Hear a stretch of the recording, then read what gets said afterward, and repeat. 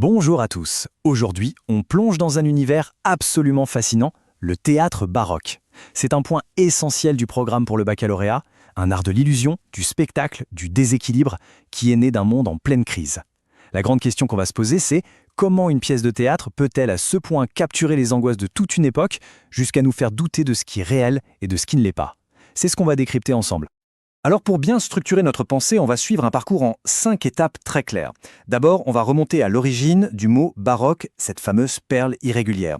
Ensuite, on explorera ce thème fondamental du Theatrum Mundi, l'idée que le monde n'est qu'un grand théâtre. On verra comment ça nous amène à une remise en cause du réel où la vie devient comme un songe. Puis, on se penchera sur l'esthétique de l'excès, du spectaculaire, et on terminera, bien sûr, avec une méthode concrète pour analyser tout ça le jour du bac. Allez, on commence sans plus attendre. Première partie, aux origines de cet art du déséquilibre. Le mot baroque en lui-même, c'est déjà tout un programme. Il faut savoir qu'il vient du portugais barroco, qui désignait à l'origine une perle qui n'est pas parfaitement ronde, une perle irrégulière. Au début, c'était un terme péjoratif, utilisé pour critiquer un art qui tournait le dos aux règles, à l'harmonie, à la symétrie parfaite du classicisme. Le baroque, par définition, c'est l'art de la courbe, du mouvement, de l'imprévu. Et bien sûr, cet art ne sort pas de nulle part. Il est le miroir d'une époque de doute profond. Le XVIIe siècle est secoué par les guerres de religion entre catholiques et protestants, par les découvertes scientifiques de Copernic ou Galilée qui prouvent que la Terre n'est pas le centre de l'univers. Bref, toutes les certitudes anciennes, qu'elles soient religieuses ou scientifiques, s'effondrent. Le baroque, c'est l'expression artistique de cette angoisse, de ce vertige face à un monde qui a perdu son centre. Et cette instabilité générale va se cristalliser dans une métaphore qui va irriguer tout le théâtre de l'époque, une idée à la fois simple et vertigineuse, le monde est un théâtre.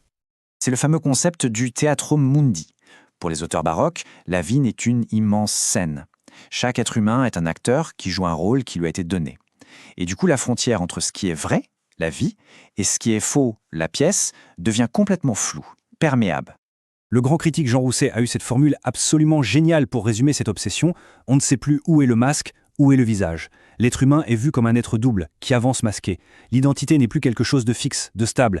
C'est une performance, un rôle qu'on joue en permanence. Pour traduire cette idée sur scène, les dramaturges baroques ont un procédé de prédilection, la mise en abîme. C'est tout simplement le théâtre dans le théâtre. On va représenter une pièce à l'intérieur de la pièce principale. Les personnages sur scène deviennent à leur tour des spectateurs.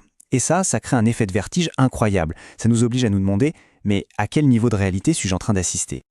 On a 2 exemples parfaits pour illustrer ce vertige.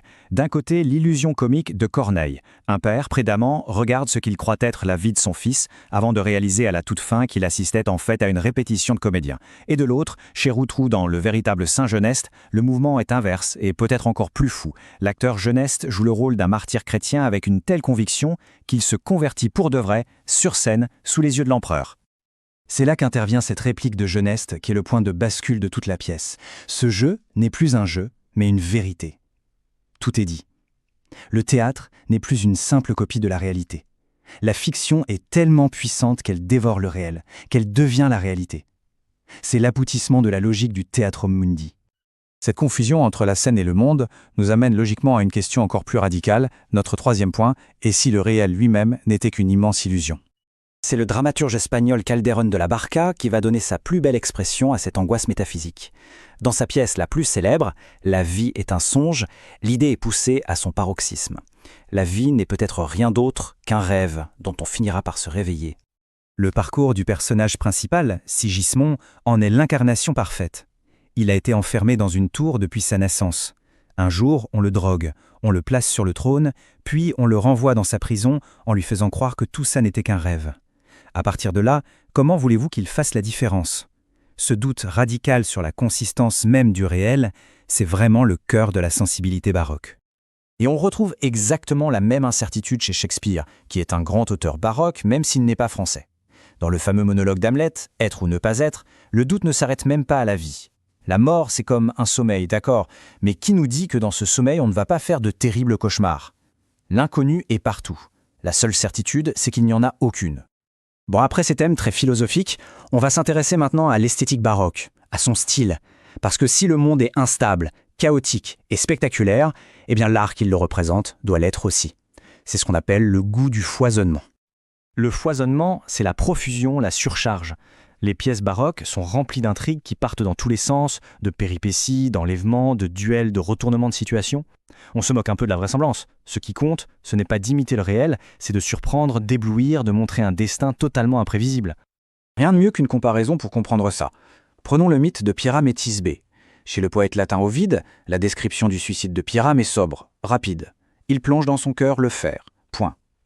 Maintenant, regardez comment le poète baroque Théophile de Viau réécrit la scène en 1621. C'est une description longue, très visuelle, très crue. Je vois la mort peinte dessus sa face, je vois d'un large coup son estomac ouvert. On ne suggère plus, on montre avec une fascination presque morbide. C'est l'esthétique du choc. Ce vers de Robert Garnier, c'est un peu la bande-son du baroque. L'accumulation de termes violents, l'enchaînement des verbes d'action. Ça crée une impression de chaos, une véritable surcharge sensorielle qui nous plonge au cœur de la fureur de la scène. Et cet amour du contraste, on le retrouve bien sûr en peinture. C'est l'époque du clair-obscur, popularisé par le Caravage. Pensez au tableau d'Artemisia Gentileschi, par exemple. Le contraste est brutal entre des zones de lumière aveuglantes et des zones de pénombre. Ça sert à quoi? À accentuer le drame, à sculpter la tension des corps, à exalter la violence de l'instant. L'excès verbal du théâtre a son parfait miroir dans cet excès visuel. Bon, nous voilà avec toutes les clés en main. Il est temps maintenant de synthétiser tout ça en une méthode efficace, une sorte de boîte à outils pour analyser un texte baroque le jour du bac. La démarche se fait en 3 temps, c'est assez simple. Premièrement, on relie toujours le texte à son contexte de crise, à cette perte de repères. Deuxièmement, on identifie les grands thèmes baroques qu'on a vus, l'illusion, le théâtre dans le théâtre, la métamorphose, la mort. Et troisièmement, et ça c'est crucial, on analyse précisément les procédés stylistiques qui traduisent cette vision du monde. Les hyperboles pour dire l'excès, les antithèses pour les contrastes, et bien sûr la mise en abîme pour le jeu sur l'illusion. Pour enrichir une copie ou un oral, il faut évidemment maîtriser quelques références clés. Les œuvres qu'on a citées aujourd'hui, c'est une base très solide. L'illusion comique de Corneille, le véritable Saint-Genès de Rotrou, Hamlet de Shakespeare, La vie est un songe de Calderon ou la version de Pyrame et Thisbé par Théophile de Viau. Ce sont des exemples parfaits que vous pouvez mobiliser. Et pour finir, je vous laisse avec une question ouverte.